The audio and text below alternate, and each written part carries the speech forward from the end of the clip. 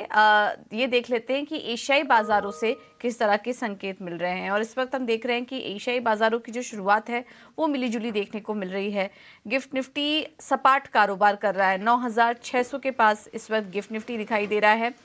चीन के बाजार आज बंद ही हैं और हांगकांग के बाजार करीब 280 अंक ऊपर हैं। कोरिया के बाजारों में भी हरे निशान में कारोबार हो रहा है, लेकिन जापान के बाजार देखेंगे तो वहां पर हल्के लाल निशान में कारोबार देखने को मिल रहा है। और गिफ्ट निफ्टी, जैसे कि हम आपसे बात कर रहे हैं, इस वक्त सपाट कारोबार हो रहा है। थोड़ी देर पहले हरे निशान में था, लेकिन अभी फिलहाल कोई बदलाव यहाँ पर दिखाई नहीं दे रहा है गिफ्ट निफ्टी में।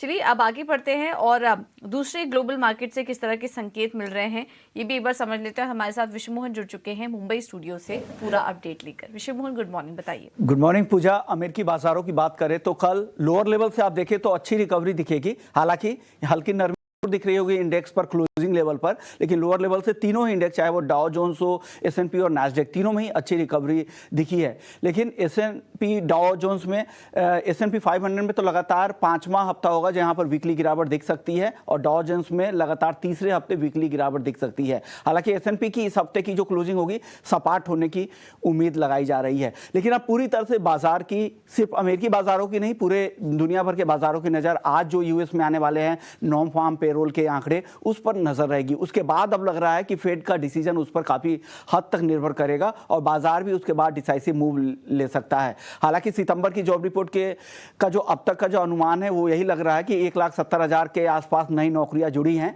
कुछ जो प्राइवेट अनुमान लगाने वाले हैं उन्होंने तो 1.4 लाख के आसपास का भी दिया है। देखते हैं किस तरह के नंबर आते हैं। साथ ही बेरोजगारी के जो अनएम्प्लॉयमेंट के जो बेरोजगारी दर वगैरह जो है वो भी कम होने का अनुमान है, मंथ ऑन मंथ बेसिस पे भी और ईयर ऑन ईयर बेसिस पे भी। इनिशियल जॉबलेस क्लेम की अगर बात करें तो वो अनुमान के आसपास ही थे। बाजार का अनुमान था 2,10,000 के आसपास का, वो आया 2,07,000 का। तो कुल मिलाकर डेटा अभी तक बहुत ज्यादा इस तरह के नहीं कि बाजार पर दबाव बनाए। अब जॉब रिपोर्ट देखते हैं किस तरह के फाइनल जॉब रिपोर्ट आते हैं सितंबर महीने के, उसके बाद ही कुछ अलग मुंह मिलेगी। अब यूरोप के बाजार में देखें, वहां पर भी दायरे में कारोबार था, हल्की तेजी वहां पर तीनों इंडेक्स में देखने को मिली है।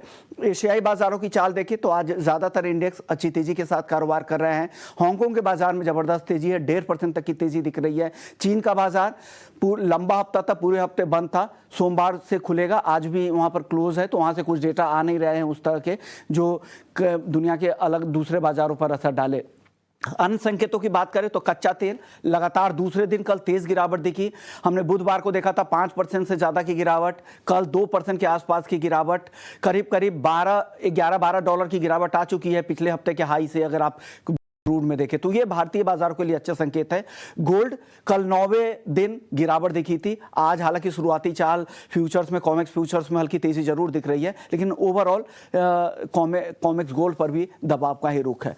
तो बाकी ओवरऑल संकेत की अगर बात करें तो डॉलर इंडेक्स 106 के आसपास है। यूएस 10 ईयर बॉन्ड यील्ड की बात करें तो वो 4.71% के आसपास ही है, तो वहां पर भी अब सुस्ती दिख रही है। नए डेटा का इंतजार है, उसके बाद ही अब डिसाइसिव मूव होगा। देखते हैं बाजार की आज किस तरह की ओपनिंग होती है। पूजा,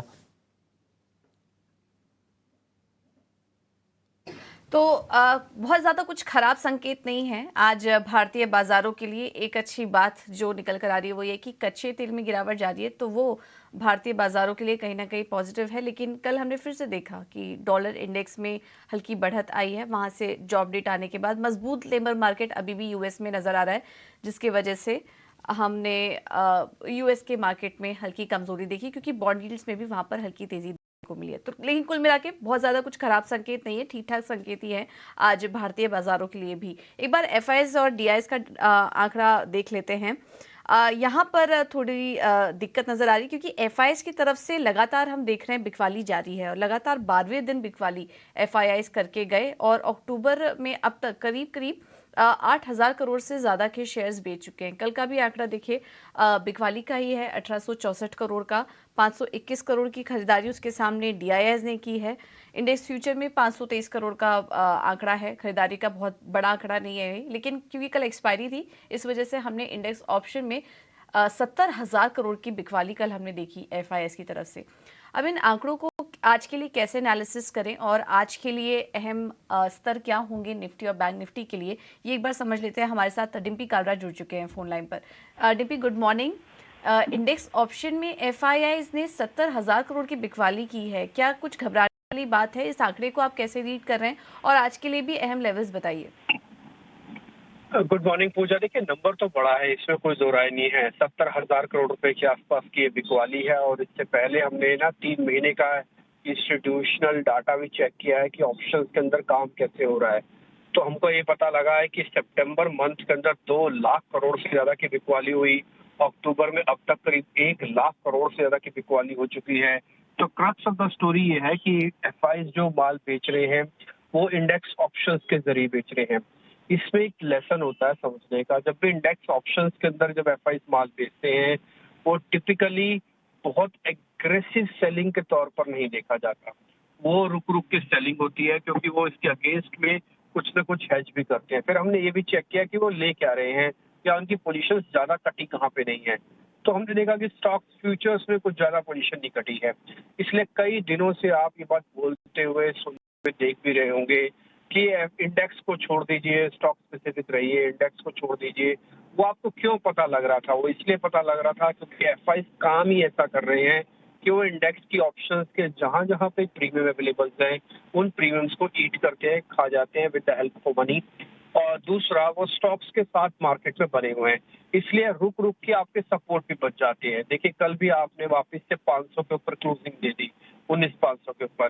तो ये लेसन है, इन एफआईज का कामकाज करने का तरीका है। उसको एक बार अगर समझ में आया है तो ये पॉइंट काफी अच्छा रहता है आपकी ट्रेडिंग के लिए। दूसरी पॉइंट, कल इंडेक्स के अंदर क्या हुआ? कल निफ्टी में काफी दिनों के बाद कल ताजा खरीदारी हुई है।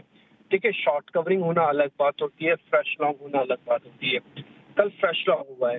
आज भी आप संकेत पढ़ रहे थे कि कुछ बहुत ज्यादा खतरनाक नहीं है इंडियन मार्केट्स के लिए। तो फिलहाल अभी 400 के आसपास का ये ब्रेक नहीं होगा। फिलहाल अभी मार्केट सपोर्ट जोन में है। आपको क्या एग्रेशन के साथ आ जाना चाहिए? नहीं। एफआईज की भी होल्डिंग करीब 25% लॉन्ग की है। जब तक एफआईज अपनी होल्डिंग को 35% तक नहीं लेके आते या कम से कम 40% तक नहीं लेके आते, आप कोई भी मेजर सौदा पंच मत कीजिएगा मार्केट के अंदर। छोटा मोटा ट्रेड करना 2-4 लॉट का वो एक अलग बात है। दूसरी बात है, फिर से मैं बोलूंगा, स्टॉक्स पे सिर्फ थोड़ा सा ध्यान रखिएगा, उसमें एफआईज की सेलिंग भी नहीं हो रही है। तो आपको स्टॉक्स पकड़ने हैं, इंडेक्सेस को फिलहाल अभी छोड़ना है। इसको भी स्टेबल होने के लिए थोड़ा समय चाहिए होगा।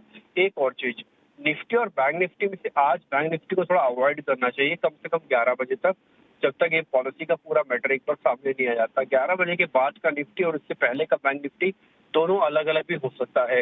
हालांकि पॉलिसीज में कुछ आने के चांसेस कम है, लेकिन फिर भी आप बैंक निफ्टी में ट्रेड ना कीजिएगा जब तक वो स्टेबिलिटी वाले फैक्टर को 11-12 बजे तक एक बार स्टेबल नहीं हो जाता।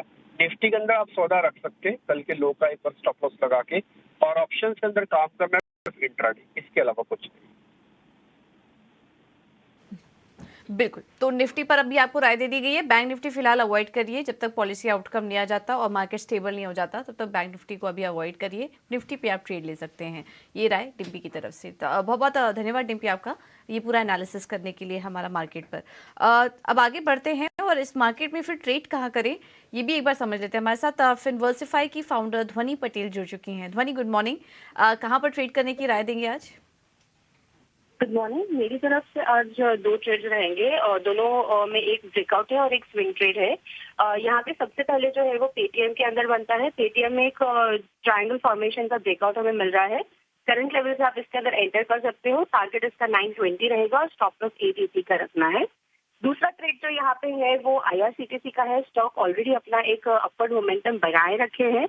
ओवरऑल डेली चार्ट पे देखते हैं तो इसका टारगेट ऊपर की तरफ जो है वो 730 का मिलता है और स्टॉप लॉस जो है आपको 709 का लेके चलना है। ओके, थैंक यू ध्वनि आपका ये डिटेल्स देने के लिए। पेटीएम आईआरसीटीसी दोनों में तेजी करने की राय।